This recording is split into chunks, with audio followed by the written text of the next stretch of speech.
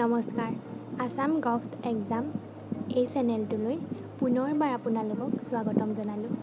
আজিৰ এই চিৰিজত আমি অসমৰ ভৌগোলিক অৱস্থিতিৰ বিষয়ে কিছু আলোচনা কৰিম হওক। আহকচোন আলোচনাৰ মাজলৈ আগবাঢ়ো হওক। এই চিৰিজৰ প্ৰথম প্ৰশ্নটো হৈছে অসমে মাটিকালিৰ ক্ষেত্ৰত ভাৰতবৰ্ষৰ সৰ্বমুঠ কিমান শতাংশ আগুৰি আছে? অপশ্যনসমূহৰ ভিতৰত ইয়াৰে শুদ্ধ উত্তৰটো হ'ব 2.39 শতাংশ। নেক্সট প্ৰশ্নটো হৈছে অসমৰ সৰ্বমুঠ চহৰৰ সংখ্যা কিমান?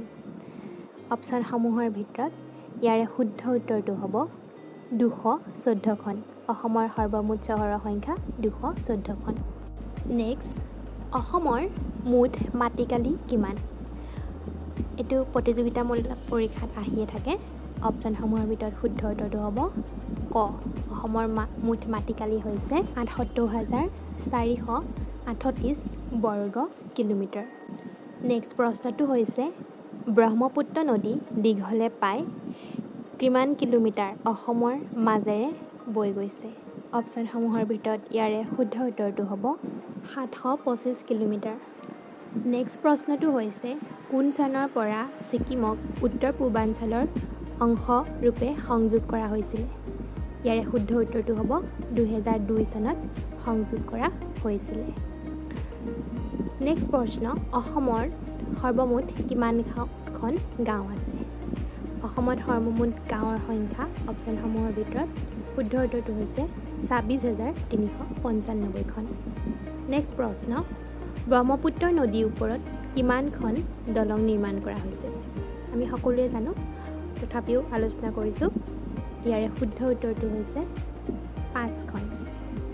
সেইকেইখন হৈছে শৰাইঘাট দলং, কলীয়াভোমোৰা দলং, নৰনাৰায়ণ সেতু, নতুন শৰাইঘাট দলং আৰু বগীবিল দলং। এইসমূহ হৈছে ব্ৰহ্মপুত্ৰৰ ওপৰৰ দলং।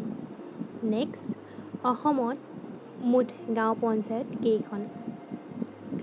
অসমৰ মুঠ গাঁও পঞ্চায়তৰ সংখ্যা অপশ্যনসমূহৰ ভিতৰত 2202খন। নেক্সট অসমৰ ভূভাগক সামগ্ৰিকভাৱে কেইটা ভূ প্ৰাকৃতিক বিভাগত ভগাব পাৰি?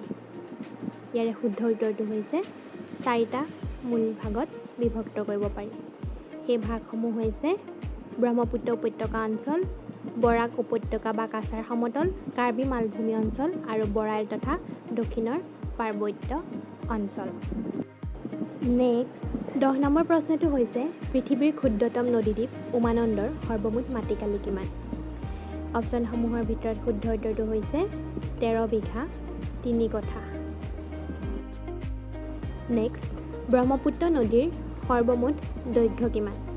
ব্ৰহ্মপুত্ৰৰ সৰ্বমুঠ দৈৰ্ঘ্য হৈছে অপশ্যনসমূহৰ ভিতৰত 3,848 কিলোমিটাৰ আৰু ভাৰতবৰ্ষৰ ভিতৰত ইয়াৰ দৈৰ্ঘ্য হৈছে 2,880 কিলোমিটাৰ। নেক্সট ব্ৰহ্মপুত্ৰ নদীৰ সকলোতকৈ সৰু উপনৈখনৰ নাম কি? ব্ৰহ্মপুত্ৰ নদীৰ আটাইতকৈ সৰু উপনৈখন হৈছে ককিলা। এই চিৰিজৰ অন্তিম প্ৰশ্নটো হৈছে IUCNৰ ৰঙা তালিকাত স্থান পোৱা অসমৰ অতিশয় বিপদাপন্ন প্ৰাণীবিধৰ নাম কি?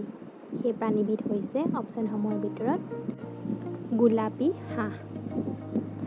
এয়াই আছিল আজিৰ 13টা প্ৰশ্ন। যদি ভিডিঅ'টো আপোনালোকে ভাল পালে তেতিয়াহ'লে নিশ্চয় লাইক, শ্বেয়াৰ আৰু ছাবস্ক্ৰাইব কৰিব। ভিডিঅ'টো চোৱাৰ বাবে সকলোকে পুনৰবাৰ ধন্যবাদ জনালোঁ। নমস্কাৰ।